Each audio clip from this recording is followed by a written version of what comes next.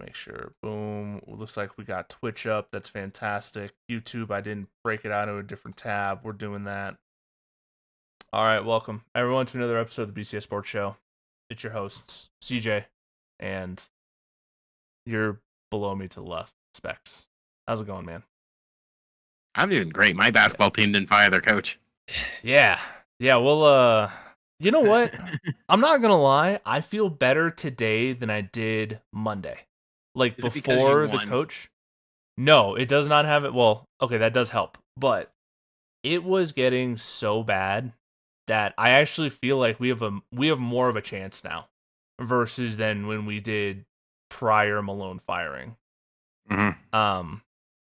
So for you guys who don't know, which you probably do, the Nuggets fired both Mike Malone, head coach, and GM Calvin Booth, and it was something that, like, to me, if you're in Denver or a big Nuggets fan, you follow them a lot, you probably saw this coming.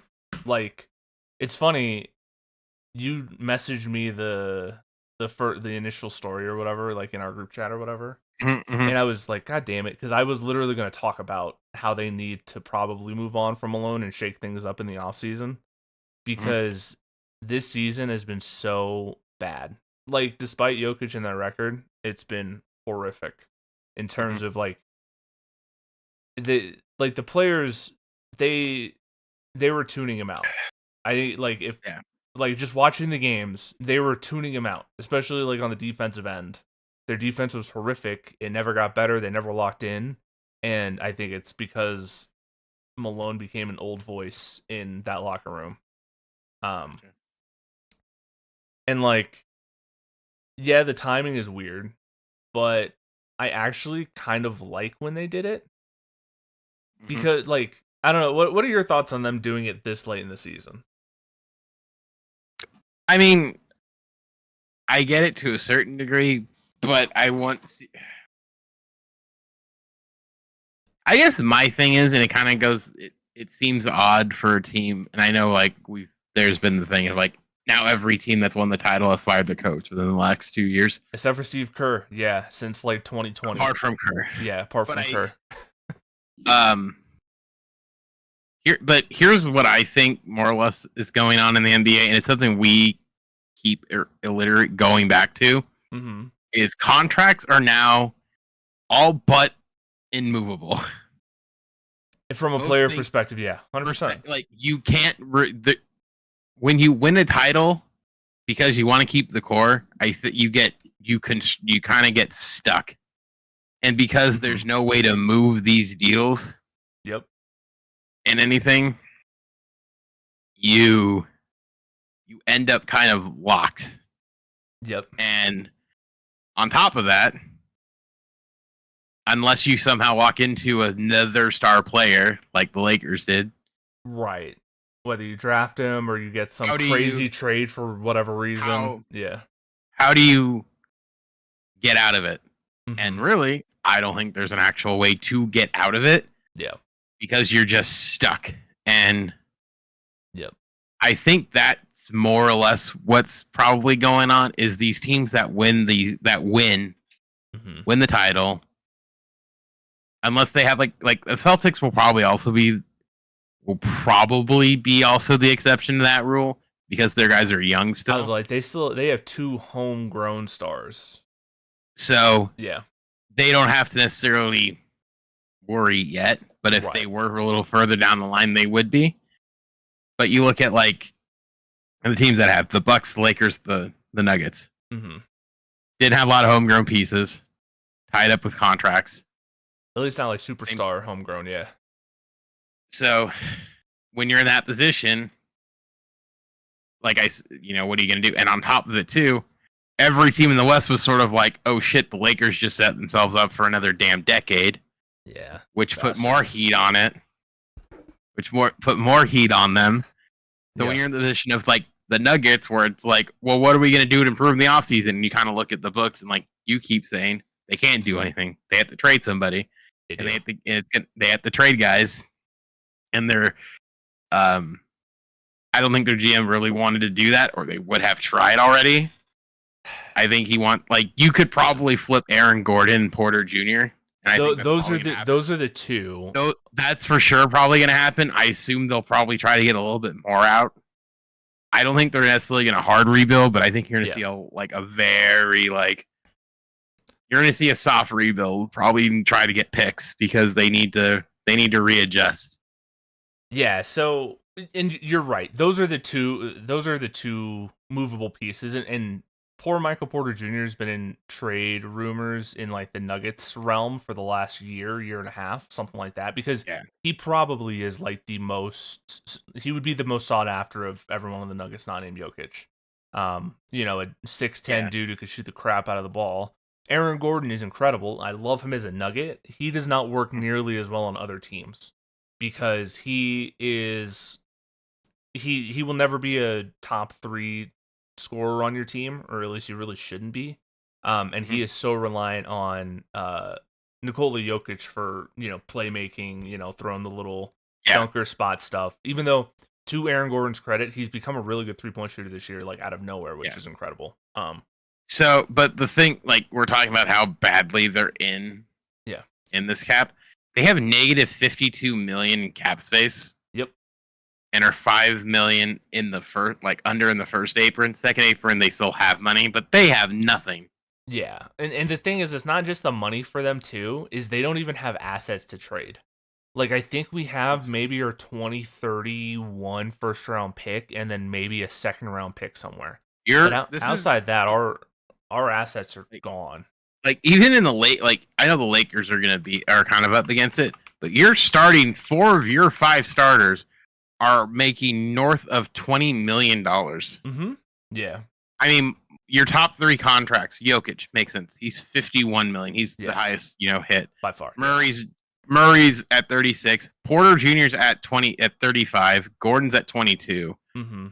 And the thing is... and then it just kind of slowly goes down from there. And Murray's hasn't even kicked in yet. Next year, he's going to be at 46. So, and... it's not just the big contracts, but the contracts are long. Wait, can I see next year? Oh, what is next year? Next year, I'm looking. Yeah. So Murray's is going up to 50. It looks like, or an estimated 50 million. That's the average, for his new contract. Jokic's at 59. Porter Jr. balloons to 40.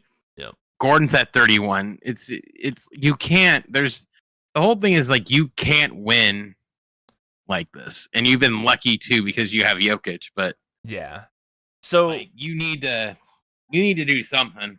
Well, here's with the Nuggets, unfortunately they're paying, I would say 3, that Aaron Gordon contract is fine, $22 million for a super role player. To me, that's market rate, so that one I have no problem with. But you're essentially Porter one's so bad. The Porter, you're paying Porter and Murray superstar money when they're not superstars, and that's Murray's closer. Murray's 100% closer. Yeah, agreed. But he's never been an All-Star. He's never made an All-NBA. He's never gotten votes for any of that stuff. At least All-NBA. So yeah, he turns it on the playoffs, which is great. But he also has an injury history, which doesn't help either. The Nuggets are a really interesting spot just because, they're kind of stuck with what they do. And you're right. I think, if they do not win, let's say go deep in this playoffs, let's say at least hit a Western Conference Finals, they are 100% moving Porter Jr. I think that's a given at this point. He will get you probably back the most assets of what's tradable. That isn't Jokic, obviously. And it gets a giant sum off your books, and you may be able to finagle your way into another superstar with the contract. I'll give you this much. I don't see them losing. I think they realistically go as the second round. I hope so. I don't think they're going to lose. If the playoffs were to end today, they play the Clippers. I don't see them having problems with the Clippers. Thing is, though, Murray is hurt. That's the thing is Murray's got this hamstring thing, and they're not sure when he's going to be back. I'm going to ask a dumb question. Yeah. Because you have a new GM who's probably going to be from outside the organization. I would think so, yeah. What would you do if they flipped Murray and just said, "Hey, let's get a first round pick and draft a younger point guard"? I think if you flip Murray, I think getting just picks back for guys like I, Murray and I'm Porter is a just, mistake. I think if you're gonna get those picks, you need to then flip them you for know what? something Wait, else. hold on. Let's here. I'll put it Rephrase. better Okay, than yeah, yours yeah, because yeah. I think this is probably slightly plausible Mm-hmm. because it's the East. Murray for like LaMelo Ball and something like there's assets involved or something, but you get younger, you get a little bit younger, you don't have to pay out the wazoo just yet. And then Charlotte gets a bona fide star, and in the East, Murray might be able to push him into the playoffs. Potentially. So I hate LaMelo Ball as a player, so I'm gonna just say a player of LaMelo Ball's level. But I'm just saying, like, I this is the first one I'm thinking of where I'm and I think it's a like plausible one for sure. I get I guess you could even say like Tyler Hero, even though I don't think Miami's gonna trade Tyler Hero. Yeah. I just can't think of like another like guard that's at that level who's young and exciting. Right. Let me look. Like, yeah, I can think of some, but like Tyrese Maxey. Like, I don't think he's going anywhere. That's the thing is like all the guys I can think of that are like that. It's like they're not gonna trade. It's not like you would. I mean, you could do the star for star thing like the Lakers didn't try to get like a Booker. That is the one that I've thought of a lot. Is Devin Booker, because Phoenix is in this spot where they kind of just have to reset everything. So if you got someone like, I guess, is Murray younger than Booker or is the other way around? I think they're about the same age. Same age. Because if you were to do something like that and try to get like a Devin Booker, the money lines up. Right. You know, KD's gonna want out. Yeah, KD's out. KD's gone for sure. KD's gonna go. I assume Beal will probably waive it at that point. I don't think so. I think Beal is totally fine collecting the paycheck and being on a shitty team. Or is he just sort of like, hey, screw it, you wanted me, this is what you get now, do whatever you want. I think he just wants his check. I don't think he gets. Which I mean, hey, good for him. They gotta pay him it regardless. I know. I support players doing that. That's fine. Hey, I would if they want to get rid of you and hate you so bad, they can make you miserable. All you got to do is just be like, I don't care. Right. Yeah. It doesn't hurt him. They don't want to start him out of pettiness. He can file a grievance. That's true. Yeah. Thing is, but I don't think Beal even cares. He's like, hey, you're paying me. He's making so much money. I'll just sit on the bench all year. I don't give a shit. He played in Washington for so many years and didn't do anything. Sure. Keep a peep out of him. Yeah. Well, yeah. It's one of those bits too, where it's just like, hey, they're not. And plus, he can just be like, I want to play, which I'm sure he does. And they don't want to play him. He can't do anything. Yeah. But if they were to get somebody like of someone like a Booker for Murray, I don't know how feasible that is. I do think it would be feasible, especially if Booker asks out.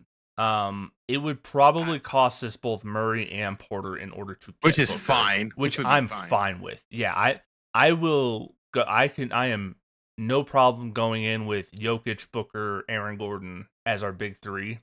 And, at that point, the Murray Porter contracts, Phoenix would have to throw in a little bit more than Booker. So you may be able to work in some extra role players at that point. Right. But I think the Nuggets are at a spot where if they don't make it at least to the Western Conference Finals, we're looking at, hey, Jokic is safe and Christian Braun is safe. And outside of that, it's open season. I don't see them getting that far. I don't either. And that's the thing is like their defense this year is taking a huge step back. Their offense outside of Nikola Jokic is basically non-existent. Like Murray will have really good games. Aaron Gordon and Michael Porter Jr. will have good games, but there's a lot of bad games in there. Like Jokic is really the only consistent offensive weapon the Nuggets have, despite all the talent they have. Now I will say part of that, going back to the Malone firing, I think a lot of it has to do with Mike Malone and his coaching. Because, the game last night, the rotations were different. What Russell Westbrook played 16 minutes last night, which was the least he's played since November. He did not come in. He subbed out like with 4 minutes into the fourth quarter, something like that. Didn't come back in. Didn't close the game or anything. We closed with Jalen Pickett, who was our second round pick from last year. And also in a stat I saw today, the number of touches Jokic had was like usually has like 115 touches a game. He had like 85 yesterday, and he played the whole game. He played like 38 minutes. So it tells me that like, and again, it's one game, but Malone was relying on Jokic too much, which is kind of crazy thinking about how good Jokic is that you're relying on him too much. But like, I think the man was just fucking exhausted.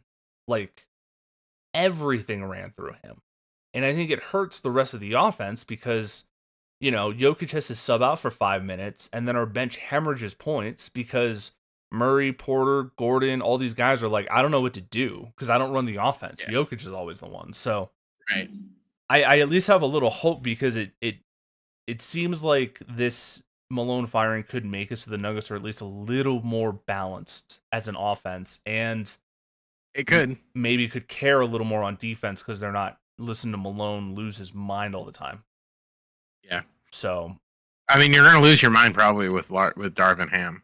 Probably. I don't think Darvin Ham is a realistic replacement. I think he's going to get interviewed. I don't think so. I truly do not think Darvin Ham is even on the radar. I think for the Nuggets head coaching job, it is either going to be David Adelman, who right now is our interim head coach, and he interviewed for the Lakers last year, along with some other teams. So I think he is very soon going to be a head coach if he is in the Nuggets next year. The other one is Taylor Jenkins. I think we get the Grizzlies head coach that they fired earlier this year. Interesting. At least that would be that. If I were a gambling man, those are the two names I would put the money on personally. So hey, I mean, we'll kind of see. It might be a very short hiring session. Could be, especially, you know, they didn't wait till the offseason to do it either. So like, which again I kind of applaud them for because they were like, hey, this is going really bad. Let's at least give ourselves a shot this season. Because if you keep him alone, I think if we keep him alone, we might not even make the playoffs. We may be a play in and out team.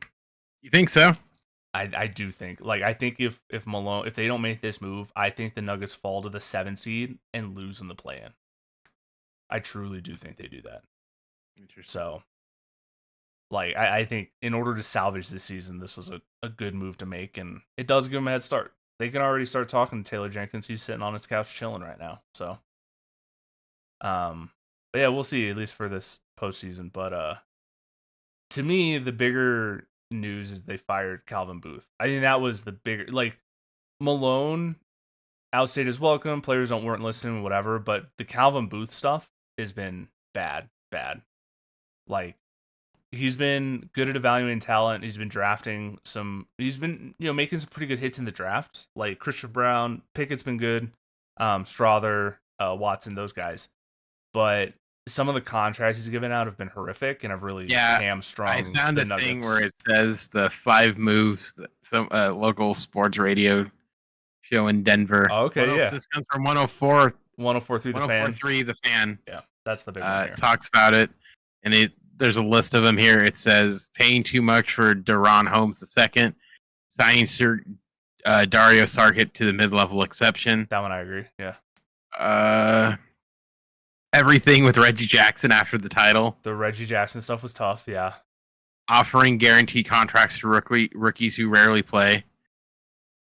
Yeah, and I can see that one. Another one was extending Zeke Naji. That's the big one. So so these are the moves. The Deron Holmes ones, I disagree with. He was a rookie this year, tore his Achilles in Summer League. It's not fair to say that was a bad move yet. The next one, the Dario Saric one, was bad. It was a 2-year, $10 million contract with a player option. He really hasn't played since November because he sucks, and he's definitely going to pick up that option. So we're stuck with him for another year. So there's a couple. Oh, keep going. Then there's the Reggie Jackson. The Reggie Jackson one. Yeah. He was a fine pickup. Then they gave him a 2-year extension, again, 2nd-year player option. He was so unplayable, we gave away a 2nd-round pick in order to get off his contract. And that's part of the reason why we're missing all these picks. And then the Zeke Naji one, at the time, I was okay with it because I'm like, okay, they can at least trade him. But with the new CBA, it's been impossible to trade guys. They gave him a 4-year, $32 million contract, $8 million a year, where The dude didn't play barely any before he signed the deal. So he was essentially an unproven late first round rookie.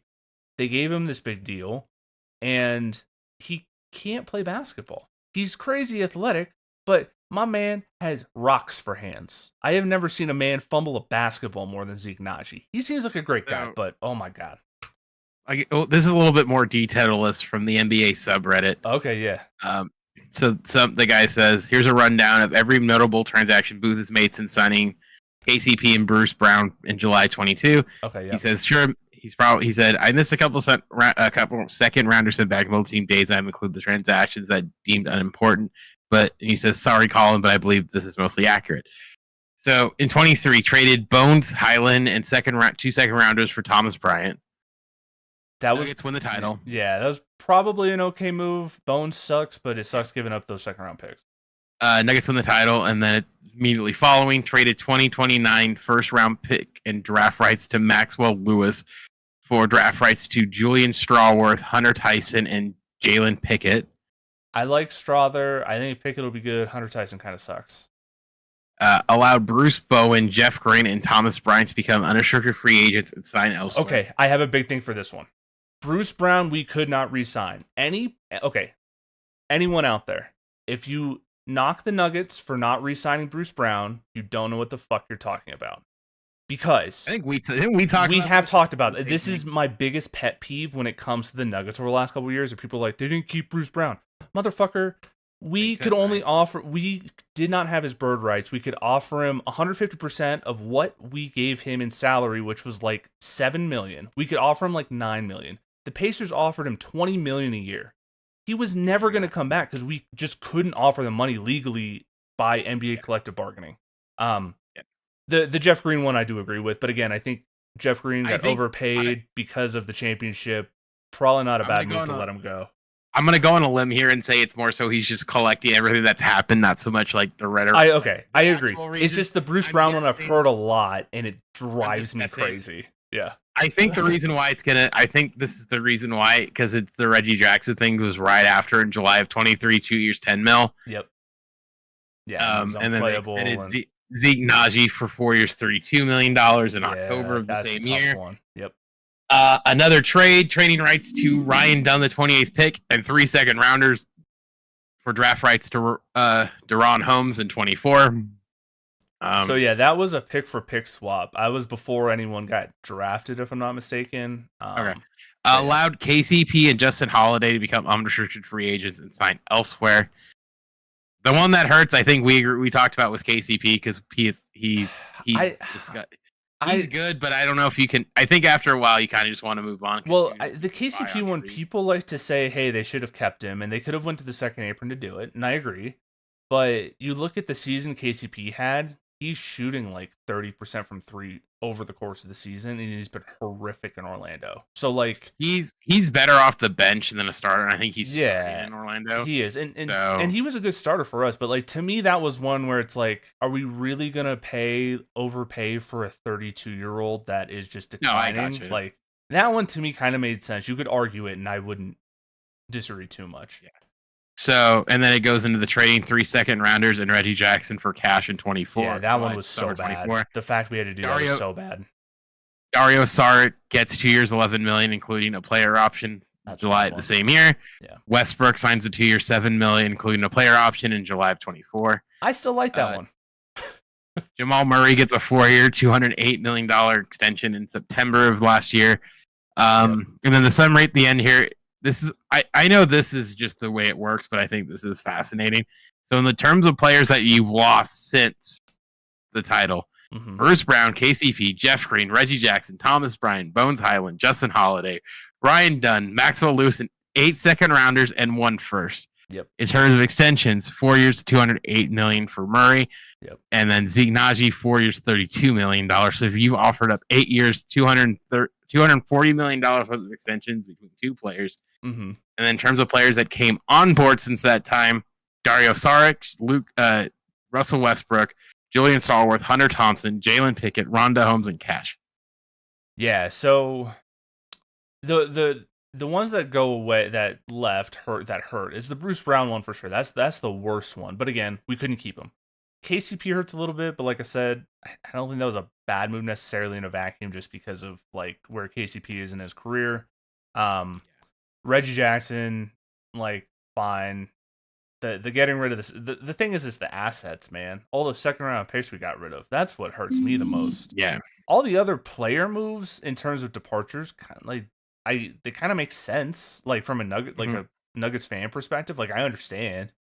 I mean, I'll give you this much where I think someone nailed it on the head. In the comments here. None of this really matters. A lot of these decisions were byproducts of giving Michael Porter Jr. and Jamal maxes. Those resulted in little to no flexibility. Also, the Nuggets were priced out of Bruce Brown and could have been stupid to match the contract. As for KCP, it was clear the Nuggets weren't interested in being over the second apron, which is probably true. I agree. It's probably true. I think the Nuggets would be willing to go into the second apron for the right player, and KCP isn't the right player at which that KCP's point. not, because like I said, you can buy a shooter off the market. Yeah. And I guess with the Michael Porter Jr. contract, I guess that probably is one that's like a hidden one, because that one happened before the championship. But yeah, like paying Michael Porter Jr. that much money, especially because if I'm not mistaken, we were kind of just betting it, like we were like betting against ourselves in that one, where like there wasn't anyone else like putting counter offers in. Like that one is definitely seems like the crux of all of this.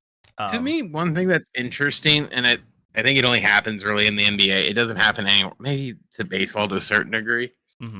But with the NBA, and the more and more I look at like other quote unquote playoff teams, it always kind of seems like it's like your 2 or 3 stars that have to carry the weight, and you just hope and pray that the role players fill in. Oh, 1,000%. When it doesn't work, this is kind of what happens. Yeah, and that's how it was with the Nuggets championship. Jokic and Murray carried everything, and then we had amazing role players in KCP, Bruce Brown, Aaron Gordon, Michael Porter Jr. Like they were all doing their thing, like their roles, and then the 2 big dogs were killing dudes. Like last year, we had the 1 big dog in Jokic. Murray was hurt, and then Michael Porter, like everyone else kind of struggled. So it's like you're gonna lose. Like it'll be the same thing for the Lakers. It'll be the same thing for all the other teams too. Like I feel like Jokic or Murray's been hurt way more often than not. And that's the one thing with Murray is he is incredible when he's healthy and he's giving a shit, because there's a lot of arguments that he doesn't give a shit all the time. But yeah, his injury history is not good, and it makes that contract just feel not good. Like they had to do it because you have a at least borderline all-star, like close. And you don't let those guys go, especially when they're like 27. But at the same time, like, yeah, the injuries where he's always hurt at the wrong times, man. Like we've essentially lost 4 playoffs because of Murray injuries. Like if you go back to the bubble, tore his ACL, or crazy in the bubble. Next year, tore his ACL 8 games after we trade for Aaron Gordon. We flame out in the playoffs. The next year, he doesn't play at all. So that's 2. Then last year, he's hurt. He doesn't play up to his standard. And this year, he's hurt. So there's a chance for 4 playoffs we're going to miss because of our second best player is hurt. And not miss playoffs, but like underperform relative to where he should be. So yeah, it sucks. Though I will say, like I said, I believe in Jokic. He is basically God at this point. So if someone can do it, can carry this team to another championship, but Jokic is probably one of the few that can do it. So we'll see. Did you the other thing about the firings, did you hear about a lot of the stuff that was going on behind the scenes? I didn't really dive too deep into it. I've been part of the reason why they fired him, and why like there's been kind of rumors and rumblings in Nuggets area for the last like year and a half. Malone and Booth hated each other. Like they straight up would not talk to each other for weeks. They would apparently Malone would essentially each guy had their own faction of players that they liked. Malone being more towards the vets, and then Booth being more towards like the younger player and rookies. And apparently Malone would stack practices to make Booth's guys look bad, which if your NBA franchise is doing that shit, you don't deserve to win anything. So funny. That is why both of them got fired, because the Kroenkes are like, this is bullshit. Neither one of you guys are being adults. Let's just get rid of both of them. And understandable. I think it makes sense. Like, that's why I feel a little better today than I did on Monday, because you could tell, like, it was taking a toll. It sort of feel like it came out of left field. Right. Which it nationally totally feels like it was out of left field. Denver-wise, it felt like this was kind of like an impending thing that was going to happen over the summer. And it's come out since, and it makes sense that the Nuggets didn't win in 2023. Malone was done after that season. That makes sense. He essentially saved himself 2 extra seasons with I mean, the whole thing is Mike Malone will be somewhere else probably. Oh, he will the next year. Let's get this clear. Malone's a good coach. I like Mike Malone. I just think I don't know where he'll be coaching.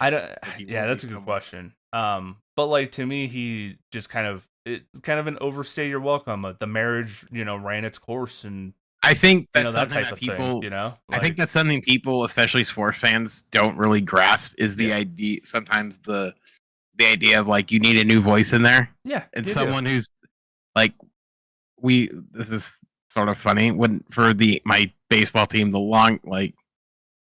since they had one coach for 18 years, and since then have had like 6. Yeah. So like you'll find the one guy that lasts a long time and success or whatever, and then eventually even that voice gets stale, and you move on to the next thing. Whether it's someone who stays a while or is a rotating door. Gone a year like yeah, we'll see. You hope it's not the rotating door. God, I hope not. Well, like the Lakers have had a similar thing too. Like you had Phil Jackson for all those years, and then since then you've essentially every 3 years you're swapping coaches for someone else. Which, to be fair, I don't think that's not that big of a deal, because if you notice too, not at all. How many of those were firings? So Walton was really it. Was a firing. Was fired, and Darvin Ham was fired. So I guess all of them were fired. Vogel was fired. All of them were fired. Vogel was fired in the offseason, though, right? He wasn't fired mid-season. You're right. They weren't mid-season ones, but even still, like, it was still an off-season firing. Like, and the Nuggets were in the same thing between George Karl and Mike Malone. We had, I think, 2 different coaches in between then, Brian Shaw and someone else who sucked. I don't even remember now. I will say this, though, and I think this is something that irritates the piss out of me, and the NFL is the biggest thing about this. I hate getting guys from your old coach's coaching tree. I hate that with a fiery passion of 10,000 fucking suns. I loathe it because especially, I look at it this way: is if you're trying to if Mike Malone gets fired and they just hire his assistant, it's like, does that solve your problem? I think like, if you're like bad or muddling, does it solve your problem? And the answer is probably no. I think in a lot of cases you're right. I do think in the Nuggets case that does solve the problem, because they got rid of the other half of the problem. They got rid of Calvin Booth, who was the other half of the problem. And the issue is just then maybe it would work. But I know in a lot of situations it's like, no, you're right. If you just get his assistant, it's like, okay, you're getting the same guay basically. It's the same, because that was the same thing where everyone wanted. Yeah, it was the sort of the thing of like when the Lakers got rid of Jackson and then they hired D'Antoni, and it's like, well, why or they hire somebody, they hire all these guys, and it's like, well, why? What are we doing here? Right. And then you end up with guys like, Byron Scott, who, you end up with, Byron Scott, you end up with Luke Walton, who aren't exactly going to light the world on fire. Thing is, like, with Luke Walton, it's funny because he basically got that job because of like Warriors. Like a Warriors like 40 game sample size when Steve Kerr had his back thing. Like, what a come up for him. Like, all of a sudden, it's like, you had the best roster of all time, and he just like parlayed that into the Lakers job. I guess they did that with JJ Redick too, being on a podcast. But the difference with but here's the thing with JJ Redick, if we're comparing the two, I think JJ actually knows his shit. No, I agree.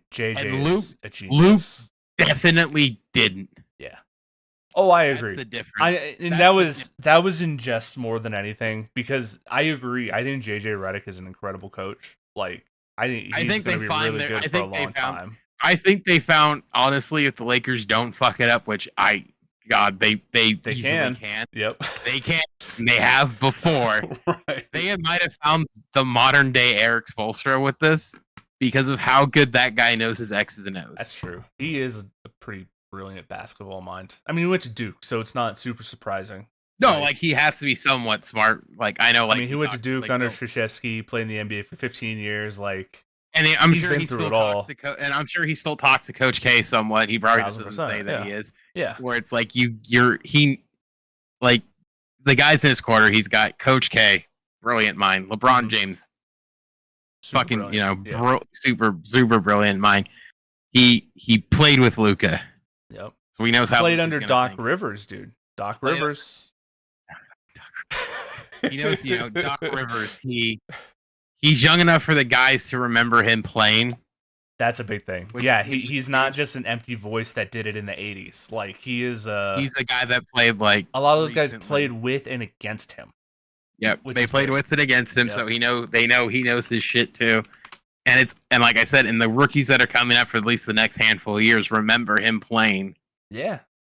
100%. So they got it's not like the thing of like, well, he was something. Right. You gotta watch the grainy YouTube videos of it. Right. Like he was literally playing for Dallas 4 years ago. Mm-hmm. Like, but the whole, like I said, I mean, he knows his stuff when he's going on First Take and basically telling Stephen A that no one wants to go and cares about the X's and O's. That is true. A lot of people don't, and it's sad. It's sad to me. And he held all the players accountable. Hey, he got rid of one of them that wasn't up to his standards. Wait, who did he get rid of? Wait, when he traded D'Lo.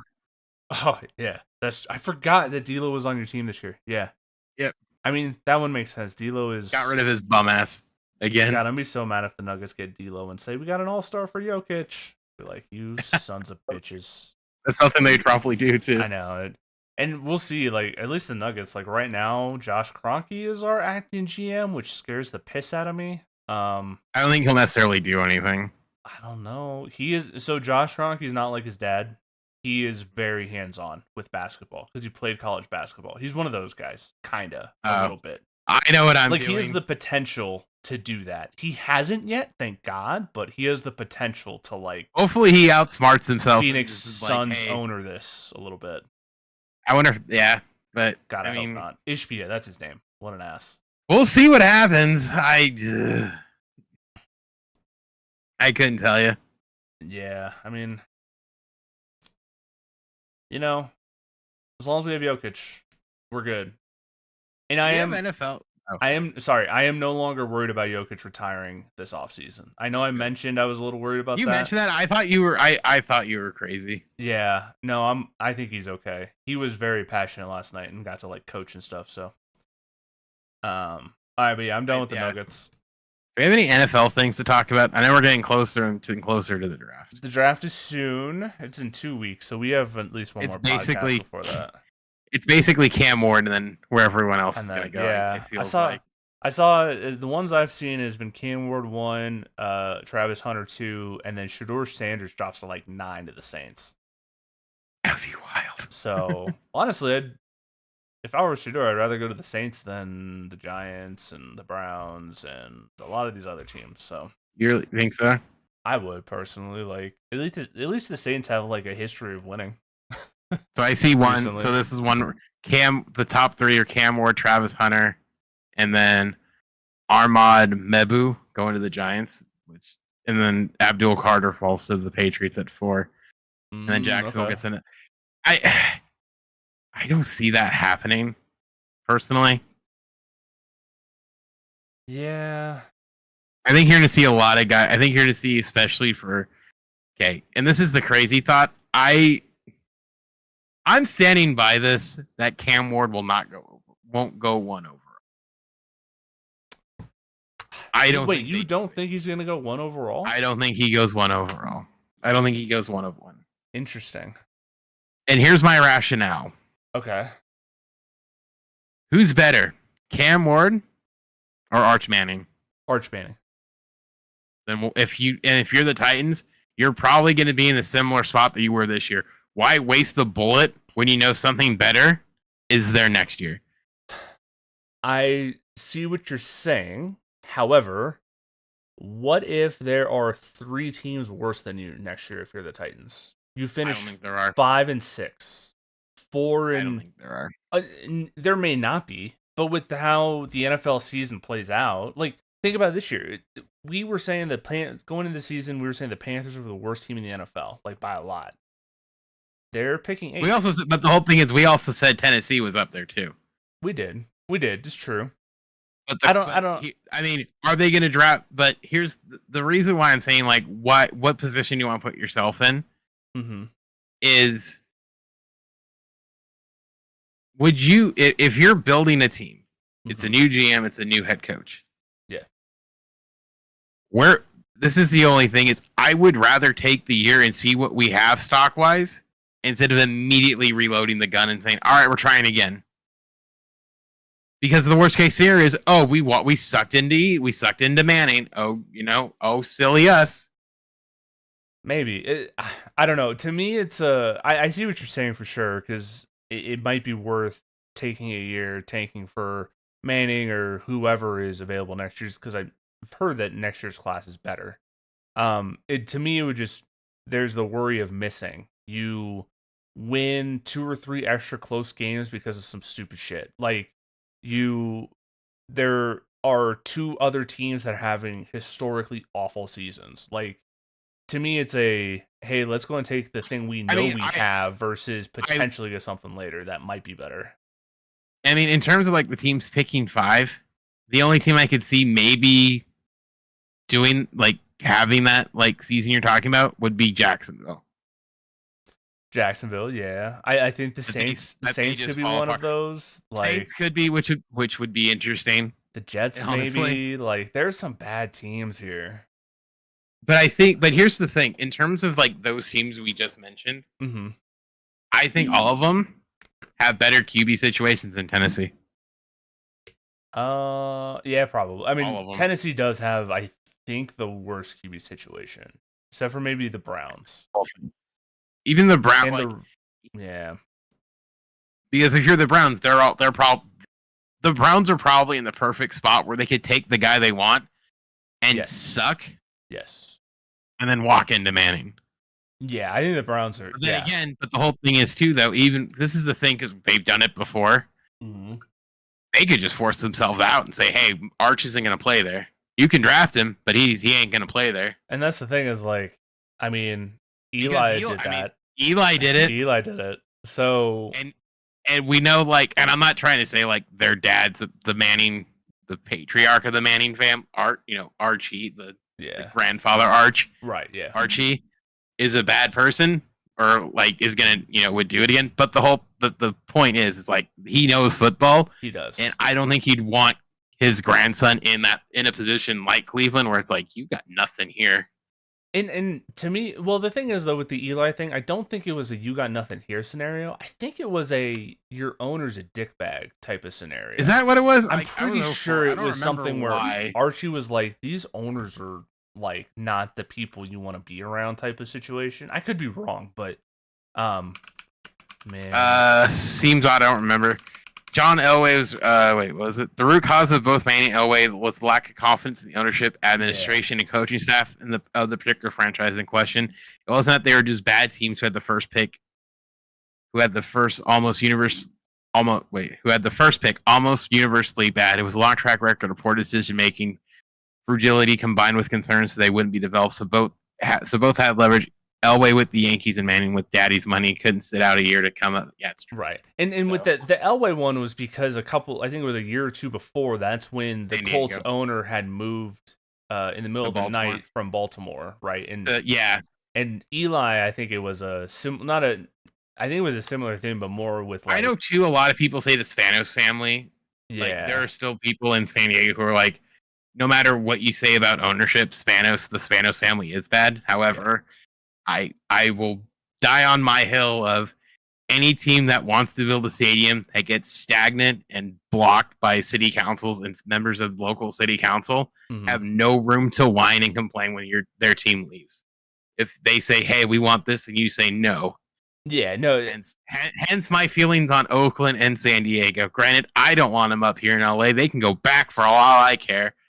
Well, yeah. So I agree. Is that if I will die on the that team hill. can move, sure. I do believe the owner should be paying fully for the stadiums. I do not think. No, he can pay fully. But my thing is like, if I'm just saying, if they're trying to get land and you're saying like we won't zone this land for it, yeah, that's a stupid reason. Yeah, spite is fine. Like if they want to say like, hey, we don't want to pay for it, yeah. we don't want to put our taxpayer dollar on, that's perfectly valid. I get it. They shouldn't pay for the majority of it. There are more important things to spend the money on than a sports. It should be 70-30 in favor of the owner, and they just throw it in there because it's like, hey, you'll make the money back. Just invest in it, and throw something in instead of the owner just getting free money, essentially. Yeah, don't pull a. Yeah. So looking deeper into this, it said going through the draft. This is a quote from Manning a couple of years ago talking to Kyle Brandt. He said, going through the draft process, I was just worried about the Chargers organization at the time. It felt like the right decision. I had a little pull. I quietly tried to say, hey, please don't draft me. It can be our secret. And they didn't keep the secret part very well. Mm-hmm. And I guess they had the same, his agent was the same as Marty Schottenheimer's. Interesting. As Marty. Okay. Had the same, who was the coach at the time? Yeah. Schottenheimer, Drew Brees, and LT. Damn. So that means the agent had the inside info saying, we don't want to work. I don't want to work with this organization. I have to because my clients are there right now. But like first chance, we out. Which makes sense because Brees left. Yep. I mean, Schottenheimer was out not long after that. LT stayed, but not for that much longer. Ended up with the Jets. So LT stayed. No, LT was there a while. LT didn't leave. He was, but it was. He didn't leave like 2010. He was there for a good amount of time. I guess Eli was drafted in what, like 2003? 2004. He was drafted. Okay, 2004. Okay, yeah. So it was like 6 years. Man. Yeah, I guess it'll be interesting. I'm excited for the draft. I haven't like dove in at all with it. I just hope the Broncos get a running back. You can have what's his face? I want JT. You can have Genty, even though everyone thinks he's gonna go like really, really high. Yeah, I just did a simulator draft on ESPN. It has him going 6 to the Raiders. I think that's possible. So I don't like it, but I get it. He's good. Makes sense. All right. I think he should go to Chicago, but I don't think that's gonna happen. Yeah, I mean that's not a bad move though. They need other stuff. They should protect Caleb Williams. They need offensive line and a receiver. Yeah. No, so I guess running game could help too, but I agree. I have two hockey things. Mm-hmm. Just quick mention: Alexander Ovechkin's now the leading goal scorer in NHL history. I was at work. I was at work. I had to walk outside and talk to a couple. I was talking to the main hockey guy. Oh, were you? Okay, yeah. And then someone asked the question, "Hey, who's the next closest active scorer?" Which was an interesting question. I didn't know the answer to this one. I actually had to look it up. Who would it be? It's kind of obvious if you think about it. Nikita Kucherov? I don't know. Sidney Crosby. At least if I read the list. No right. Shit. Yeah, that totally makes sense. And he's like 400 goals behind. Yeah, the thing is, like, Crosby isn't really a goal scorer necessarily. He's more of an assist man. Yeah, he's a setup in terms of goals, Alexander Ovechkin has 895. Yep. Sidney Crosby has 623. Yeah. Followed by Stamkos. Yeah. Stamkos at 582. I mean, hell, even Patrick Kane is like way on the list. Patrick Kane was a scorer. Yeah. No, it just goes to show how insane Wayne Gretzky was. Because and Ovechkin too, obviously, but Ovechkin, like, the stat that blows my mind the most with hockey and Wayne Gretzky is if you took away all of Wayne Gretzky's goals, he would still be the all-time points leader. Like, it's crazy how dominant that dude was. And I understand, whatever. See something? Yeah. Want to hear? This is wild because I'm just looking at it. Mm-hmm. Sidney Crosby has more total points than Alexander Ovechkin. That makes sense. Like he's set up a lot of goals in this time. Like, and I mean the Penguins have been dominant for a long time. Like they've been rough lately, but like they spent a good 15 years as like one of the top teams in the NHL. Yep. So yeah, it's let me That's just insane. Yeah, so like the points, Wayne Gretzky has 2,857. Second place all time is Jaromir Jagr at 1,921. It's stupid. All right. Hockey point number 1. Hockey number 2 is more of an Avalanche thing. Gabriel Landeskog is right now practice with the Colorado Eagles today, which you're like, who gives a shit about the AHL? But Gabe Landeskog was our captain during our Stanley Cup run 3 years ago. Got hurt and hasn't played since. Yeah, I was gonna say, wasn't he out or something? He had some kind of experimental surgery on his knee. That's how bad it was. And the fact that he might potentially be back for a playoff run is like huge news for Avalanche fans. He also may not, because we've been teased for the last 2 years with his injury. So who the fuck knows? Anyway, I hope the captain is back. Random thing to talk about. Yeah. Masters week. Oh yeah, the Masters are this weekend. Yeah. Round 1 was this weekend. I'm not gonna be able to watch the fun parts because I will be at work. Yeah. So I will miss all day Saturday. But it is Masters week, so if you work from home and enjoy the ambiance of Augusta tomorrow. Golf is not my favorite. I used to watch a lot of golf. I don't anymore. But yeah, the Masters are great. It's the best. Honestly, event. I am not a giant golf guy, but I will always make a point to watch at least the last round of the Masters. Yeah. Because it's great background television because it's like ASMR. It's sports ASMR. The course is beautiful. There's just like all these nature sounds. It is the best. The guys are whispering, and every time you hear that sort of sound, and it's just sweet ASMR. Yeah. It's great stuff to listen to like when you're working. It is the opposite of the Waste Management Open in Arizona every year. Oh yeah, that's the one where they go. That one's fun too, but for the opposite reason. My favorite Masters memories. I had a boss. He walks. He gets in. Like 8:30. He rolls in. We have like a morning meeting, and then he walks down the hallway. So when I was working with him, we were in a train car. Mm-hmm. So like his office is in the back, and he's walking down the not the hallway, but the room. Right. And he gets to the back. He's like, "Hey, no one bother me. I'm watching the Masters today. Don't need me."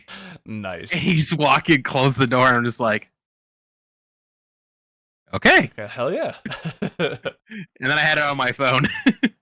Because this was also the year Tiger. It wasn't the year Tiger won, but it was like his return after he magically won, like in 19. Oh, gotcha. Okay, yeah. So every once in a while, I would sneak in and be like, "Oh, I just need to check the leaderboard." Check out how Tiger's doing. Yeah, it was just one of those bits where I'm just like making bullshit reasons. And he sees like he's like, if you want to know the leaderboard, you can just look at the leaderboard. Right. So I look at the leaderboard every so often. It was great. Hell yeah. Masters week, working from home. Yeah. It's sports ASMR. I suggest listening to it in the background. It's great. It was pretty good. So it's a good program to take a nap to. That's for sure. Oh, it's perfect. And plus, it's usually the coverage goes for like. Oh yeah, it's all day. It's a 12-hour ordeal. So like you're working during the day, it's great to have in the background. Mm-hmm. It's great second monitor content. 1,000%. All right, you got anything else? I think I don't have anything else. The Angels don't suck. They hit 3 players hit 6 home runs today. Nice. How did Chase still win? The Rockies have done stuff. 8-4. We're 3-9. I don't know if that's doing stuff. Chase Dollander made his debut. I don't know. We have the worst run differential in the he got a win. He won his first game, went 5 innings. Nice. Struck out 6. 4 earned runs on 7 hits, 1 walk, 6 Ks. Not too shabby for your top pitching prospect. He also called up Zach Bean. Wait, who did that? The Rockies? The Rockies called up both their top prospects from. I mean, I would hope so. We're so bad. Just give them major league run. Like, why not? And he has got 2 hits and 12 at-bats. That's not great. But you know what? Our entire team sucks, so I don't know if it matters much. Like, I like it. However, I will say this. I think calling up Veen is the good decision. Honestly. Zach Veen hitting 143, not great. He's 23, though, so whatever. I think he'll be fine. I think, like I said, I think calling him up is going to be the turning point. Because the whole thing is you're in a division with the Dodgers, so it's like good luck actually winning. Yeah, we're not going to win anything anyway. Like honestly, that's how the Rockies should roll. Like we're not going to win anyway. Just fuck it. Like fuck it, we ball. Yeah. Let these guys get some real play. Like the minors are cool and all. What are you doing? Just remember, know how bad you are, you will never be the Marlins. It's true. I mean, last year he hit 258 across rookie to AAA. Mm-hmm. Not bad. Could be worse. Yeah. All right. Yeah, I don't got anything else. So you and Bryce not doing one this week? Is that right? I am at work. Okay. Yes, I will be. I will be working a carnival. I will be gone all day Saturday. Sounds fun. Yeah. So no pod. I'm playing Magic all weekend. So I guess me and you will be back on next Thursday. So yeah. Yep. Thanks for watching, everybody. Peace. I gotta find the off button on this thing.